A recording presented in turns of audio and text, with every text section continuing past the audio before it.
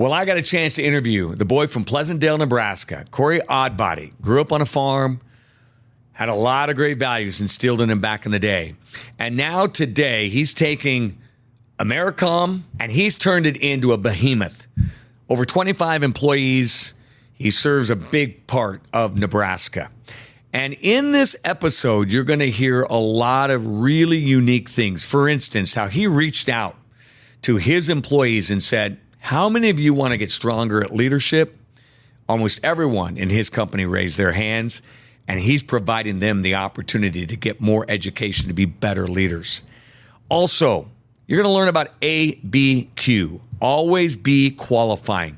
Goes well beyond sales. He'll explain it in this episode.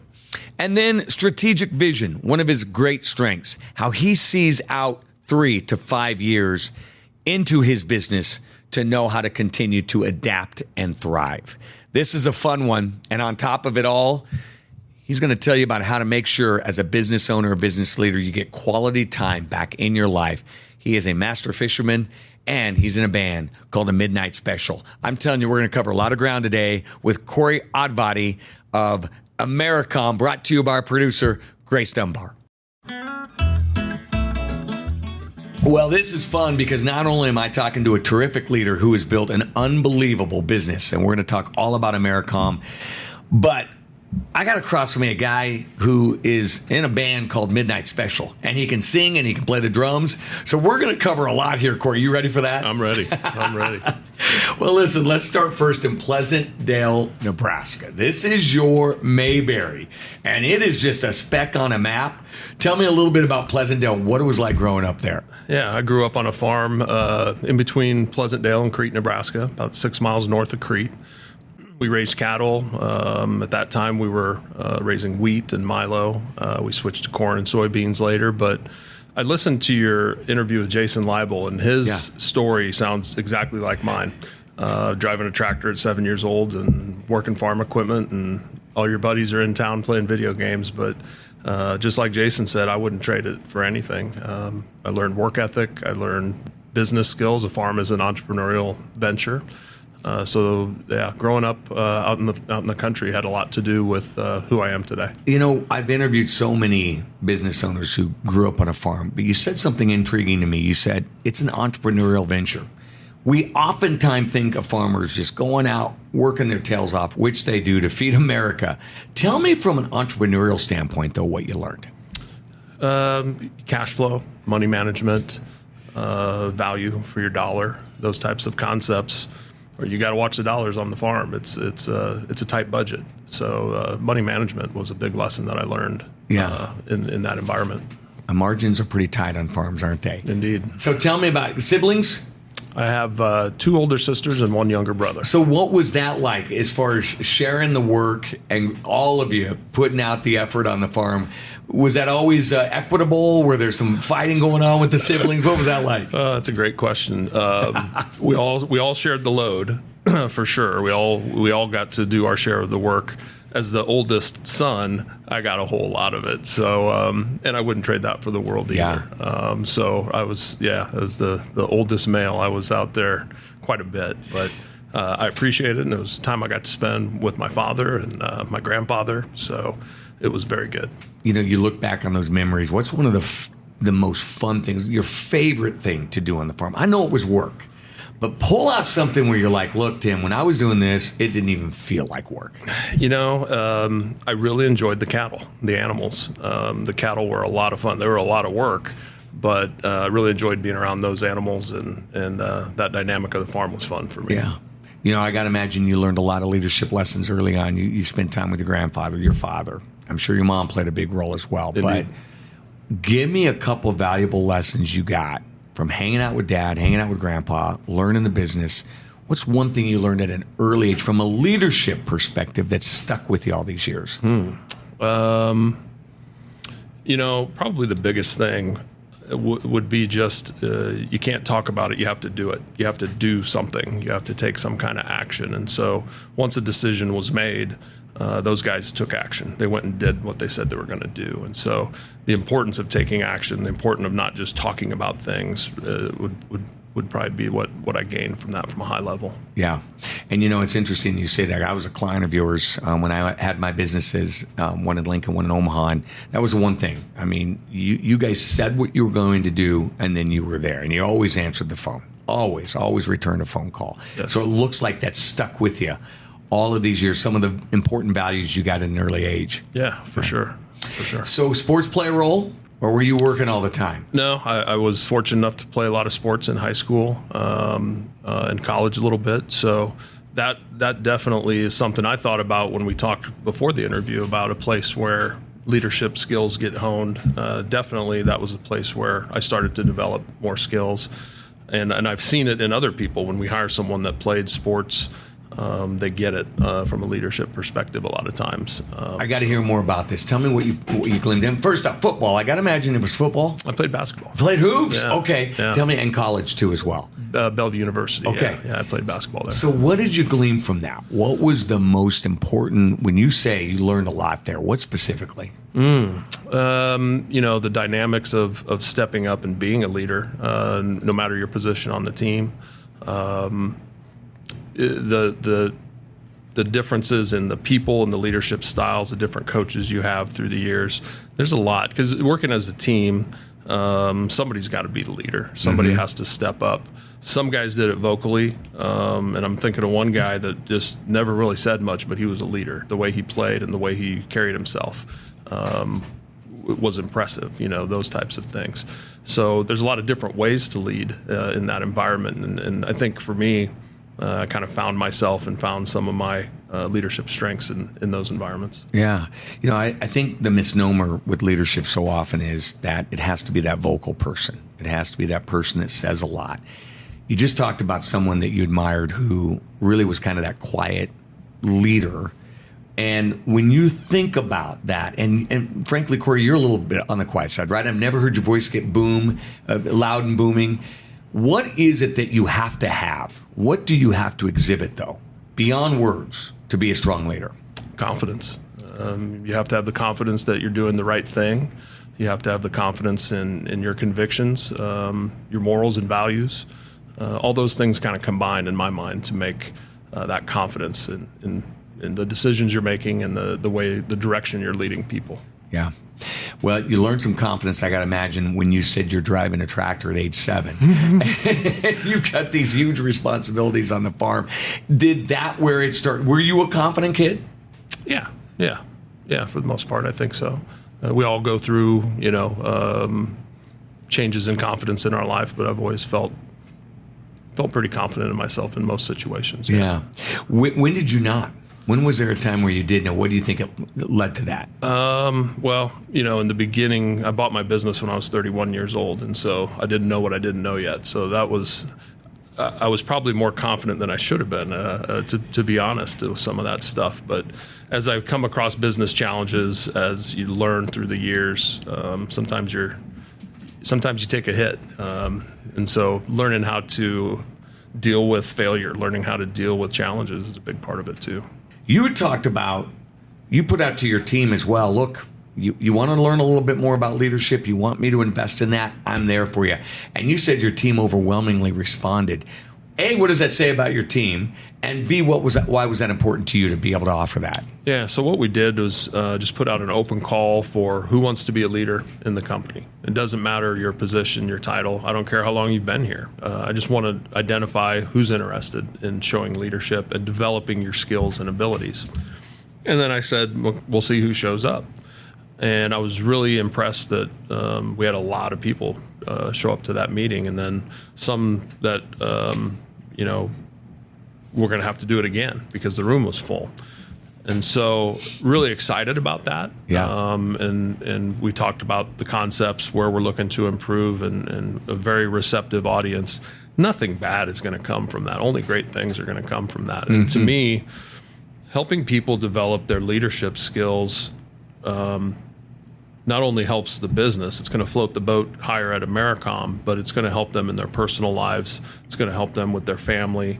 It's going to help them in the world. So to me, that's those type of skills are the best way to help people.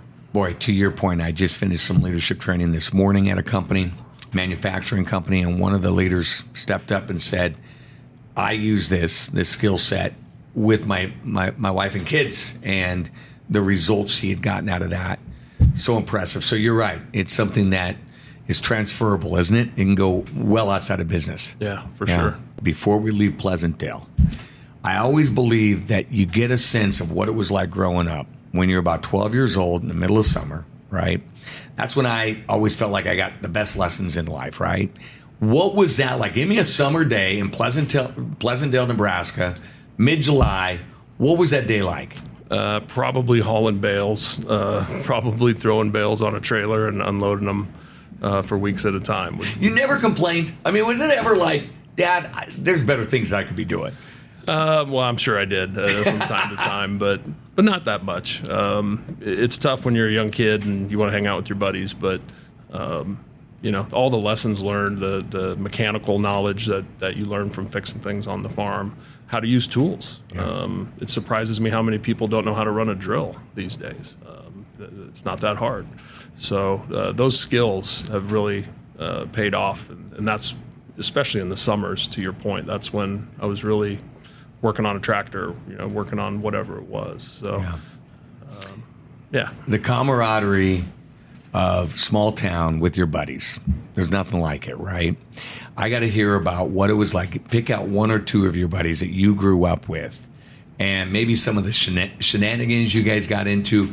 What was it like? I got to hear about a couple of these guys. Oh, boy. Well, I got to be careful here with this one. We can always edit. A lot of time driving on gravel roads and hanging out and having fun, and you can't get into a ton of trouble out there. There's not a whole lot to do. So really just hanging out. Street dances were a big thing. Yeah. In a small town, those are always a lot of fun.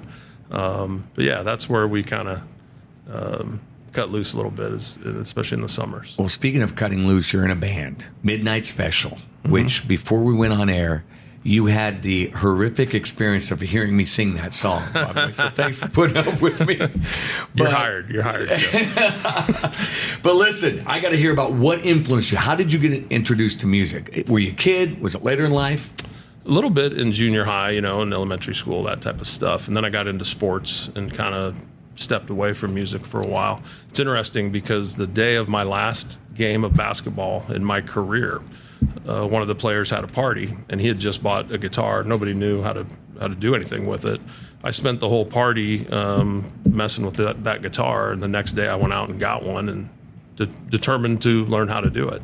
And built that over the years, and same thing happened with drums. I just got kind of immersed into it, moved in with a bunch of friends that were into music, and we just played and learned from each other. Coincidentally, those are the friends that are in this band. So I'm in a band with a bunch of my great friends, and we have a great time. It started way back when? Yeah. And did it start rock and roll band? Because I know it is today, right? Like classic rock today? Yeah, back then it was a little more the grunge stuff and 90s stuff. Yeah. But today we're playing 60s, 70s classic rock, and it's really good music, and it's really fun. But I have to hear about this because I'm telling you, I've tried to pick up a guitar. I've looked at a keyboard, and it scares the you-know-what out of me. How did you just pick up a guitar and learn it?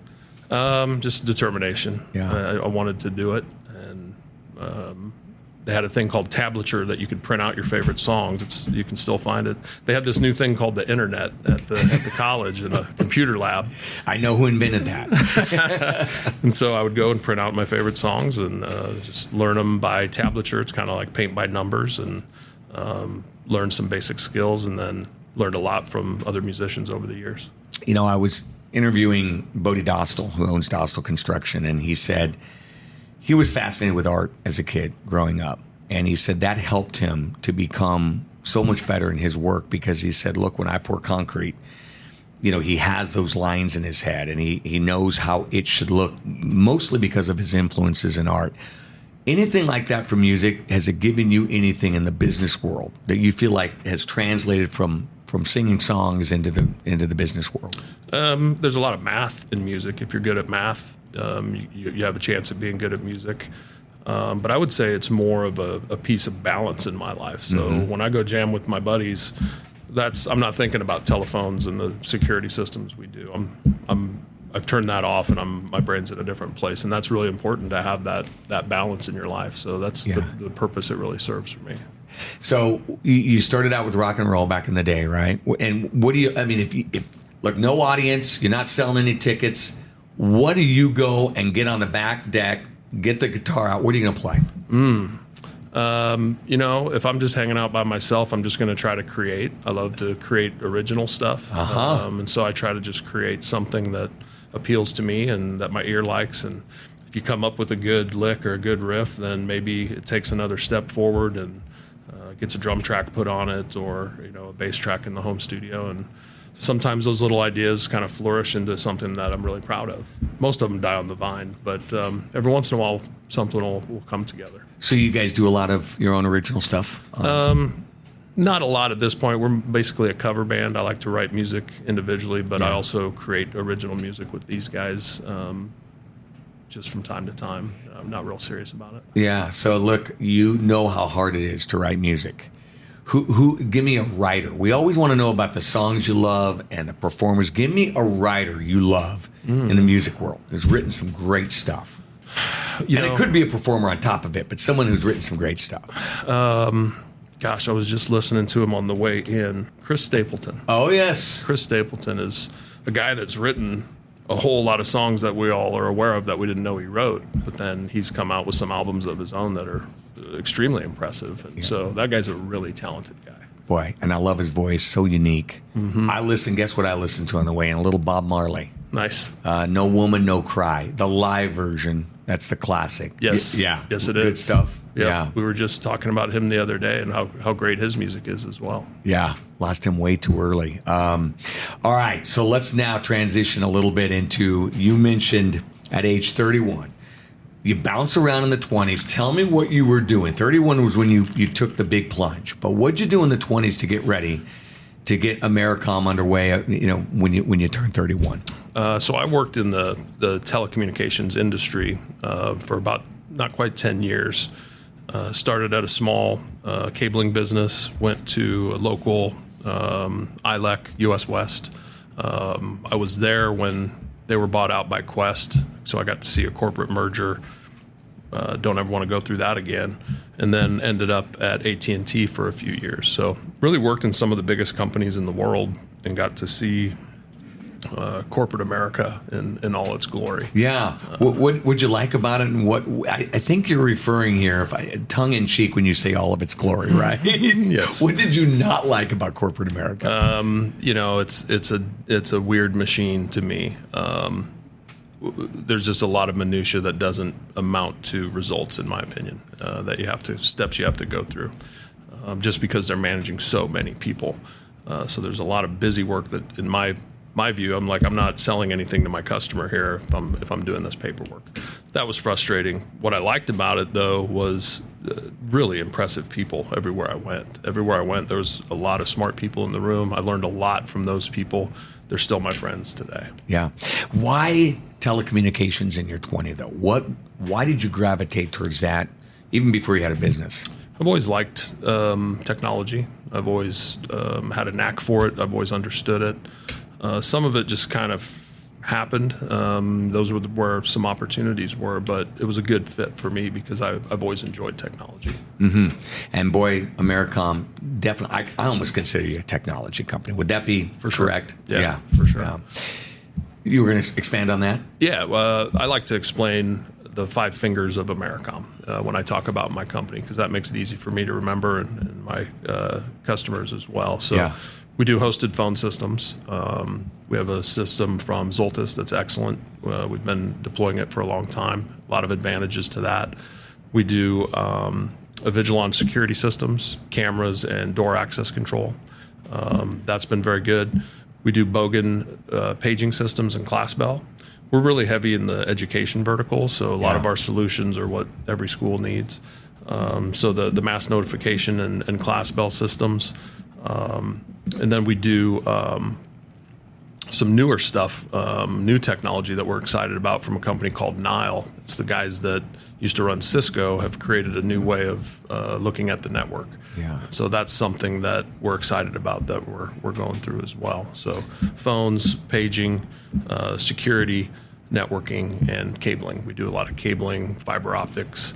We're cabling North Stadium for the Huskers right now. That's not a boring project. And no project is, but that can't be boring, right? No, that's a big one. Yeah, that's a big one. But the guys are doing a good job, and it's been challenging, but a lot of good people to work with, that everyone involved. So when is that seminal moment in your 20s when you say, look, I love the opportunity. I learned a lot. I got trained a lot in corporate America, but it's time to put my foot forward and do my own business. Was there a moment that you said, this is it, or was it gradual? It kind of was an opportunity. It was an opportunity that presented itself at the right time. And so it was kind of one of those things where all the pieces fell into place, almost like it was meant to be. Were you looking at that time? Not really. I just started a new job my first day when I came home and had a voicemail message about the opportunity with Americom. So a customer of mine was also a customer of Americom's, and he knew that some changes were happening, and so he called me and said, I think you'd be a good fit. And this was a customer that I'd had a good relationship with and had taken good care of, and that led to the dominoes that started to fall in that direction. What do you think he saw in you to think that you would be a good fit? What did you show him?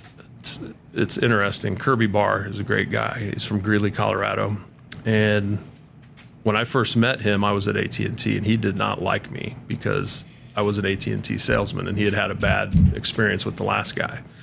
So I just did what I said, and developed solutions for him and then followed through. And once he realized that I was the type of person that was going to follow through on what I said I was going to do, we developed a great relationship over the years.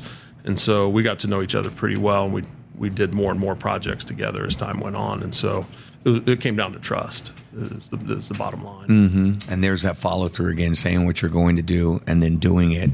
And that's something John Higgins talked about earlier as well, another owner that I interviewed. And it seems to be a constant thread. But one of the things that always intrigues me is you have to have courage to step out and to leave the comfort of corporate America. I'm sure you were being paid well, and you were taken care of, and it's called the golden handcuffs. And then you've got to step out and with no, nothing underneath you. How did you get to that point, that mindset to say, I'm going to do this? Were you unhappy? Were you motivated? What was it that got you to that point and said, I can do this? I think from a very early age, my dream was to own my own business. I knew from the time I was 6, 7 years old that that's what I wanted to do. I don't know why. I was just going to say, well, at 6 or 7, what's clicking there? Is it being on the farm? Is it someone you knew? I don't know. I really don't know. I remember just everything. I always thought of things in terms of a business. So, I would make little make-believe businesses as a child and act like I was selling stuff. Sometimes my sisters would even come buy something, right? But something I always wanted. So when the stars aligned with this opportunity, I thought it through, and I looked at all the different risks associated and what have you, but it was kind of a no-brainer that I wanted to move forward with it. So in my opinion, the great owners I know all have a bent towards sales. Granted, I understand you've got a service and you've got to be technology and understand that. But sales is kind of, if you're not a good salesperson, you either better go find someone who can really do it for you, or you got to learn to become one. Do you agree with that thought? If there's someone working in corporate America and they've got the ability to sell, is that a path for them that has increased success to try being a business owner? Yeah, I would agree with that statement for sure. Someone has to drive it. Someone has to take care of the customers, be consultative, understand what they need, those types of things. So selling the right way is important as well. But those skills, especially if you're a smaller company or you're starting something new, you got to have something coming in the door. So I've seen some great salespeople who wouldn't be a great business owner because there's a lot more to being a business owner than just sales cycle. It certainly is. Somebody has to light the fuse, right? Somebody has to get things started. but there's a whole lot of other things involved with running the people, right? Let alone all the administrivia and regulations and those things, but leadership, the people. Not all great salespeople are great leaders. So those two things combined, plus I would add strategic vision in there. Leadership, sales, and vision, to me, are the kind of the trifecta for a business leader. You know, when we talked before the show, you said if there's an area that I have a lot of confidence in and I've gotten pretty good at, is the area of that business, that strategic vision, business acumen. When did you know how important that was, and what made you strong in that area? I think that strategic vision, you know, you're looking at your business, your local market, your larger industry, and the world we live in, right? And so taking all those pieces of information and coming up with a strategy and a direction for your business is paramount. Here's an example: is before Americom happened, I was actually looking at starting a business doing surveillance cameras. So I was trying to figure out a way to get that off the ground because I looked at the world we live in and I thought, well, bad things are probably going to continue to happen. People need to be protected. Schools need cameras, all those things. So this is back in 2000, right? Yeah. 2001. And so taking that information, I started to put together a plan. Well, then right in the middle of that is when the Americom opportunity came up. So one of the first things I did was add surveillance video to our portfolio and found the right manufacturers. It took some time to find the right partners, but we have some great partners now in Avigilon, and we're putting in cameras all over the place. So if you're not looking ahead as a business owner, if there's any advice that you could give to that business owner, they've got a functioning business, it's doing well, it's bringing in revenue, they're profitable, but they aren't looking down the road 3 years or 5 years. Is that a mistake, in your opinion? Yeah. You always have to be looking ahead. But how does that person who isn't necessarily overly creative, how do they see the vision and say, this is where we need to be in 3 years, this is how we need to continue to evolve? Is there any advice you can give to that business owners out there? They're doing great, but they haven't brought in a new product in 5 years. It's hard. That kind of change is hard. And it's interesting. It's a really interesting question because this year, 2023, for us has been a year of significant change, looking ahead, doing exactly what you're talking about. So probably the hardest thing for me this year is just to really separate yourself from the business, look at it from a third-person view, because you have to get that emotion out of your mind to really take an objective look at what you're doing. And so we've done a lot of that this year, and some of it was hard. It's cutting the cords on some of the things you're doing can be tough. But once you realize the reasons why you should, it becomes a lot easier. And then once you make that decision and you see it work, then when you have to work on those things, because you still have some of them out there, it's infuriating because you know what you should be doing. Yeah. And so we've gone through a lot of that this year.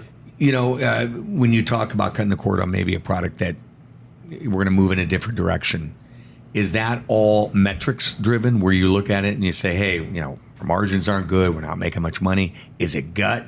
Is it feel for, you know, where your vision is going in the future? What helps you to make that decision to say, we need to move away from that and into this? A little bit of everything that you just mentioned. So certainly there's measurables, and hey, we seem to go over hours every time we do this type of project. You know, so you have some measurables like that, but then you got to trust your gut on those things too. If you see people struggling with it, and I'm thinking of an example of a product that was a good product. It was really cool stuff, you know, AV stuff and TVs and sound systems. So everybody liked working on it and the customers liked it, but it was just a challenge every time to get through it, and we couldn't get through it. Every situation was unique, so it was custom every time. So it's hard to make money that way. It's hard to be efficient that way. And so it was something we liked and something that was good and something our customers liked, but it just wasn't good business for us. Yeah. You also mentioned leadership being a strength of what you've been able to do with your company. I mean, I don't know of a company that's grown like yours has without strong leadership. In that vein, what are the areas specifically in leadership that you feel like this is where I'm very strong and this is where I lean on from a leadership perspective? My strategic vision, I think, is my biggest strength. I'm always working on all the skills and attributes of leadership. I changed my attitude a few years back where I realized that this is a lifelong learning event with leadership, and so really kind of put my ego to the side, and I'm open. I'm looking to improve at all facets of leadership. That was a big deal to get that mindset. So let me back up. I'm going to interrupt you because you said I had to put my ego aside. Not easy for anybody to do, right? Much less an owner of a successful company. Hey, we're taking a little break in the show to make sure you know about Farmers and Merchants Bank of Ashland. Not many banks have been around for 139 years, but Farmers and Merchants Bank of Ashland has. And why?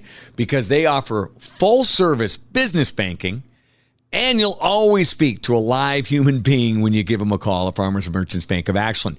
They're commercial lenders. They are more than happy to share their expertise and to help you navigate any business financing that you may need, including SBA, TIF, or Nedco financing. So go to fmnb.com. Right below me, you're going to see that website, or give them a call at 402-944-3316. Member FDIC and equal housing lender. What were you not doing well at that point that you said, I've got to get stronger in this area of leadership? Not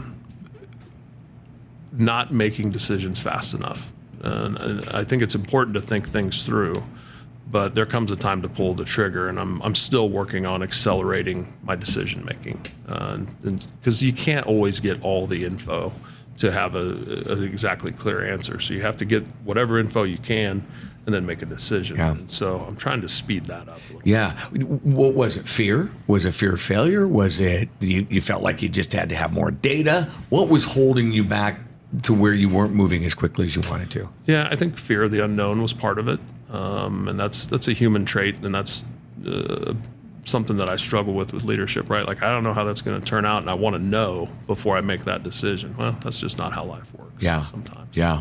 Especially, I mean, if it did, boy, we'd have 90 million successful business owners, right?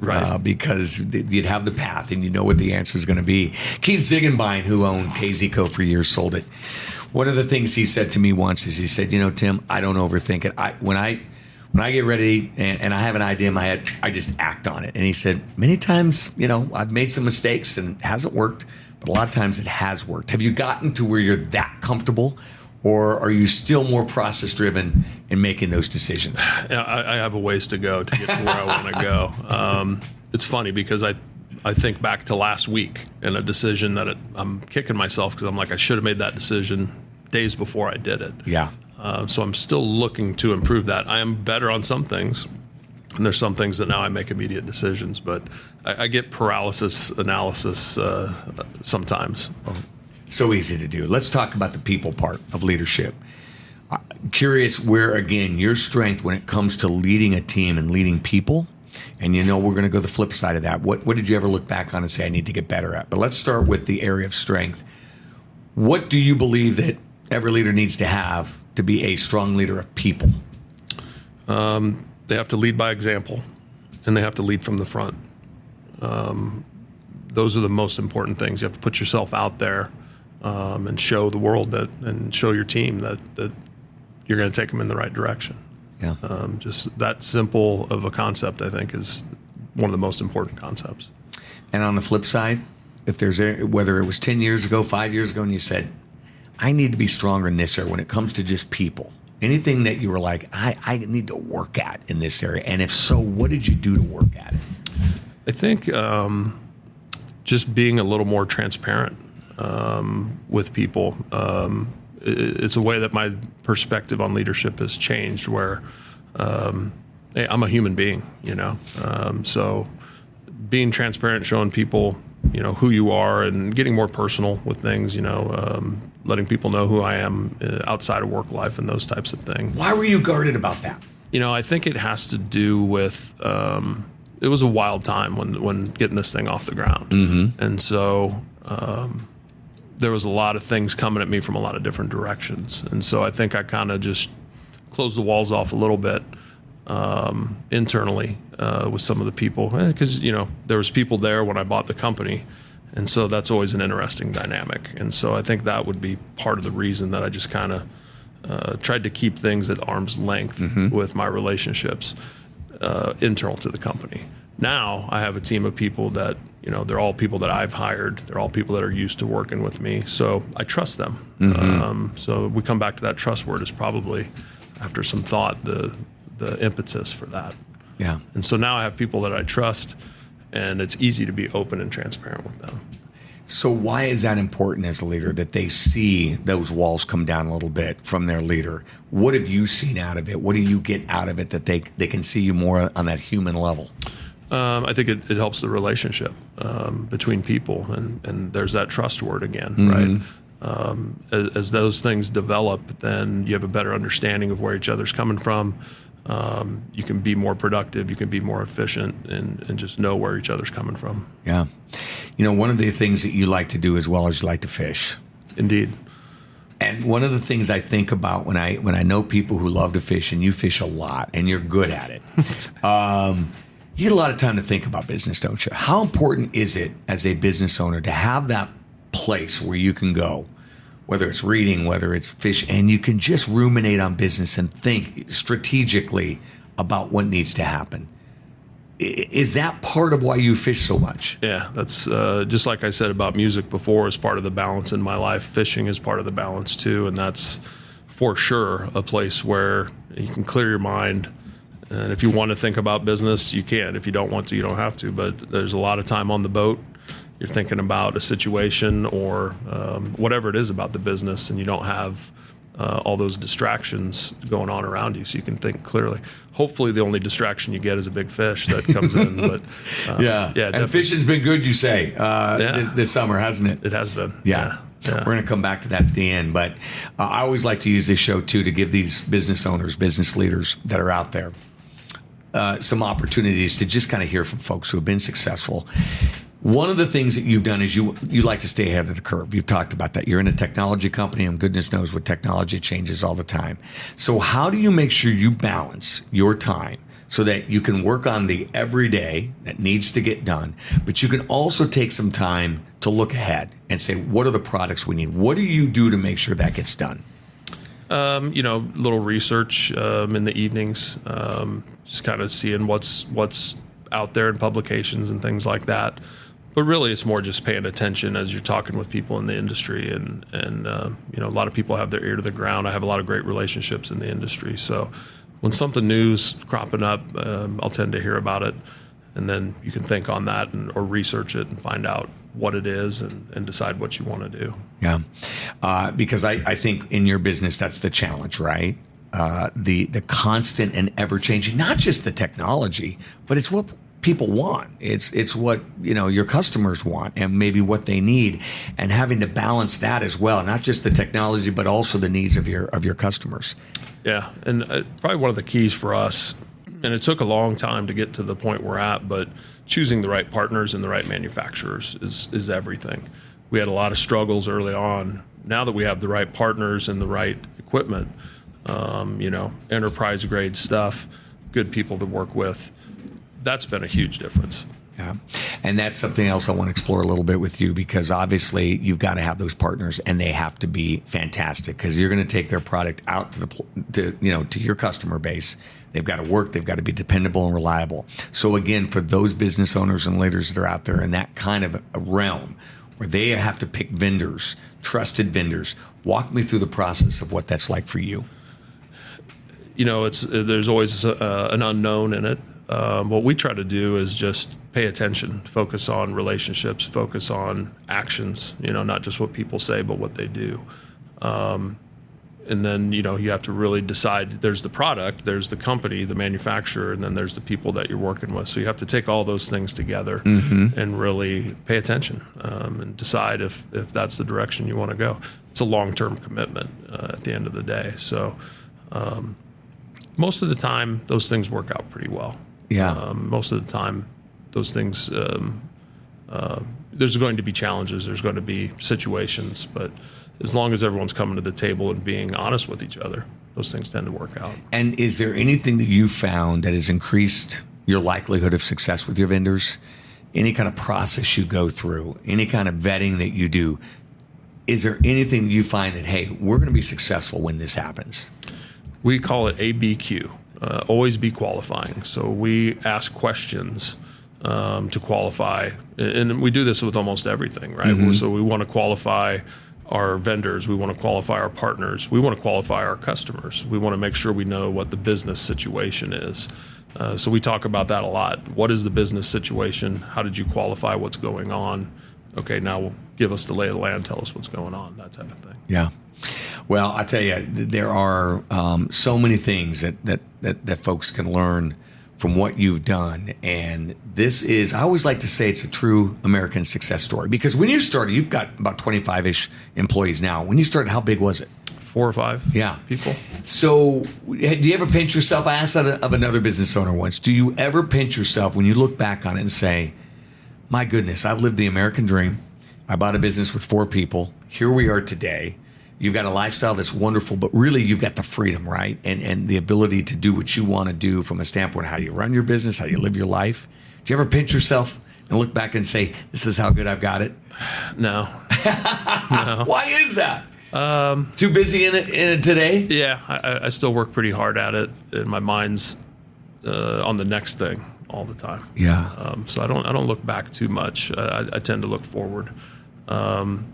When I do reminisce, it's kind of like, wow, this has been a crazy ride. But I like to tell people I didn't build it from the ground up, but I had to dig it out from under the dirt and then build it up because it was in trouble when I showed up on the scene. So, what'd you do to start digging it up? What's one of the first strategies you have to say, all right, we got to dig this thing up. It's in the dirt. What do we do? Sell.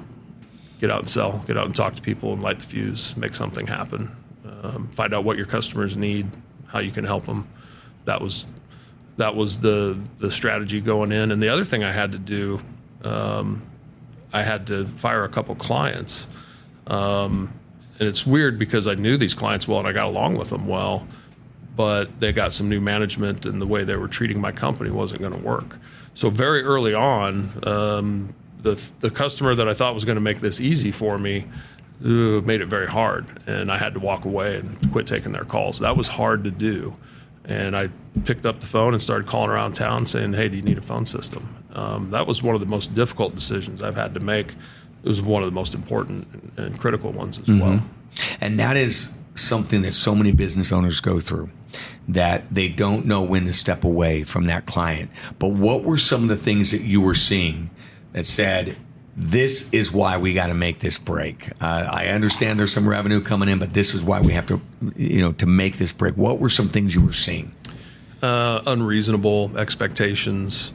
There was one conversation where they didn't think they should pay for repairs on a 10-year-old phone system. It's like, okay, this isn't going in a good direction, folks. It wasn't even your customers should be a partnership, right? And that was not a two-way street with that. And of course, it was a giant corporate entity, so that kind of comes with the territory sometimes. With some of them, they're not all that way. But yeah, just it wasn't a two-way street. It wasn't a good partnership. I don't think they appreciated us, is what it came down to. And so that was an important decision. Yeah, you love those clients, I've got to imagine, that don't treat you as a transactional partner, who truly looks at you as a partner who can help them, obviously accomplish things. And when you get those, I imagine you just want to hold on to them with dear life, right? Yeah. Because they get it. They get how you can help them. It's not just a transactional relationship. Yeah, they see the value that we provide. And those kind of customers and people are fun to work with, if they appreciate you and you appreciate them. And it makes you just want to take even better care of them as you go forward. 100%. Well, listen, I've learned a ton from you today, but before we go, we do a little 3 and out. 3 kind of random, crazy questions. So you ready for this? Buckle in now. Let's do it. Corey, here we go. First up, let's go back to fishing. You love to fish. I want to hear your best fishing tale. Give me something you can tell me about fishing. Story that you're going to tell, your buddies every time you see them every 20 years.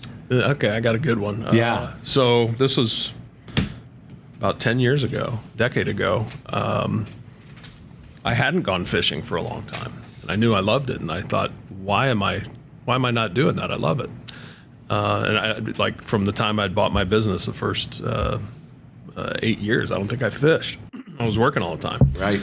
So I called my mom and I said, hey, I'm booking a trip to Florida and I'm going fishing. And if you guys want to go, you and Dad want to go, then let's go. So they came along, and we went out on the Atlantic and hooked into a 8-foot silky shark. And it was a mess. It wasn't the right gear for what had bit on the line. So I fought this thing for probably, I don't know, half an hour, 40 minutes. I got him to the boat twice. And did you know it was a shark at this point? Yeah. Oh, yeah. Okay. Yeah. They saw him before he even bit it. They were trying to get the bait out of the water because they didn't want him to bite this 20-pound mono line. So I'm fighting this 300-pound shark with, stuff that I would use in Nebraska. I got him to the boat twice. And when we got on the boat, they had a new first mate. And the captain was showing him his new gaff hook. He had this huge gaff hook with a big rope. It's tied to the boat. And he just made it. And they also had their little old one with a leather strap that would go around his arm. So I'm fighting this shark, and the captain says to the first mate, try out my new gaff. It's ready to go. It's right there. And this guy says, no, I got it. And he grabbed the one with the wrist strap. He put it in the shark's tail, and the shark took off. And he's lucky it broke because he would have pulled him underwater. And so he didn't listen to the captain. Then he took the pole from me, which don't ever give up your pole if you have a big fish on the line. He took the pole and goes, let me show you what to do. And he snapped the line and broke the fish off. So you talk about bait. He would have been a nice piece of bait for that 300-pound shark. Yeah. So it didn't have a great ending, but it's a pretty funny story. And we still talk about that one. I love it. I thought for sure it was going to be you caught, some 600-pound catfish or something. All right, let's talk about Midnight Special. I hear you're going to be doing some vocals now. Yeah. So tell me the number one, the best song to sing vocally for you. I want to hear this. I want to hear your range. Boy, that's a tough one, and there definitely is a kind of a range that I fit in. I can't sing everything. Can't You See? It's probably a strength of mine. Tell me who sings that. I don't remember. Yeah. So give me another one. Can't You See? What's the hardest? By the way, what's the hardest song for you? I haven't sung a lot up to this point in the band. Yeah. I'm going to start doing some harmonies and things like that. I'm going to try it. We'll see how it goes, if the guys like it or not. But so I haven't done a lot of singing in this group so far. Why is that? I just wanted to focus on playing the drums. It's a little easier to play without singing, and I was just having fun. And now the guys are like, hey, we need some help on the harmonies here. So, by the way, I've seen you playing the drums on some video over at Luke and Lacey Carl's house. But is there anyone funnier than Lacey Carl? I don't think so. I mean, she needs her own show, doesn't she? You should have her on this. I know. Trust me, that is a good idea. Turn it into a comedy sketch. Exactly. All right, we got one more for you. You talked about obviously all of your loves that you've got your music and you've got your fishing. Is there anything that beats going out? And I know you have to be from Nebraska to appreciate this, but driving out here, farm kid, seeing as the sun sets out in western Nebraska, out in a farm field, is there anything that beats that view? I don't think so. Yeah. Tell me about that. Tell me growing up, was that something you appreciated? Yeah, it was. Good country sunset is tough to beat. It reminds me of when I was, I think, a senior in high school. They built a cell tower on the land adjacent to us. And it was to the west, so it ruined my sunset. So I'm still not happy about that cell tower. It's still there today, too. But well, I'll tell you what, you have got to be happy with what you've done and your team has done with Americom. What a great story. Well, what a pleasure talking to you. It's been great, and we'll have to do it again. And I can't wait to watch the Midnight Special play somewhere. Yeah, we'll let you know when we got one booked.